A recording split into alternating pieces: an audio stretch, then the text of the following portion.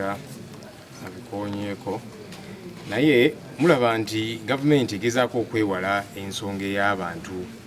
bebatta abantu abattibwa abasirikale kubanga mu maka ga Honorable Mwanga Kivumbi yali akuŋŋaanya DRFOM ffenna abeesimbyewo twali tulina ba agents ab'enjawulo kaakati ba agents ng'obabuulirawo bagenda okusanga bakuwe DRFOM ezo ogende nazo ku tali sente tugenda ng'owuubangalo ogendayo ne DRFOM kati buli omu yali afuna wazikuŋŋaanyiza abamu nga batula mu ofiisi ye omulala ng'alina abalindira mu mmotoka Samoya abalala nti kati muzinsanzise ewaka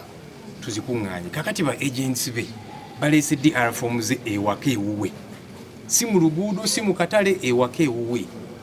azikuŋŋaanyiza yeeteekateeka okugenda ku tali senta ng'ali nazo amagye ne poliisi kwe kulumba ne bakuba amasasi ne batta abantu kaakati gavumenti tugirumiriza kubanga yatta abantu kati yo egezaawo kwewala nsonga eyo kyovudde olaba nga bwe mubiwulidde nti ne mu statement yali ayagala byogerebweko nti abantu bano abattibwa tebaagala kuboogerako naye ate kaakati bano ba victim baga nti kaakati yemmwe batujju Honorable Mwanga Kivumbi ne ba agents be ba agent abaali baleese DRFOM n'ono gwe baali bazireetedde nga babasanze waka kati bagamba nti yemmwe batujju ensonga eno tugenda givaako twagala gavumenti enoonyereze kale egambe nti Honorable Mwanga Kivumbi ye yagamba abasirikale nti kaakati mujje mukwate mundu mukube bano abantu naye ne bwe kibanga kiri bwe kityo bano bennyini abaakola ekikolwa ekyo bo bagenda kuvunaanibwa ddi ensonga eyo egenda kunoonyerezebwako ddi so ensonga eyo tugenda givaako bajja kwebuzaabuza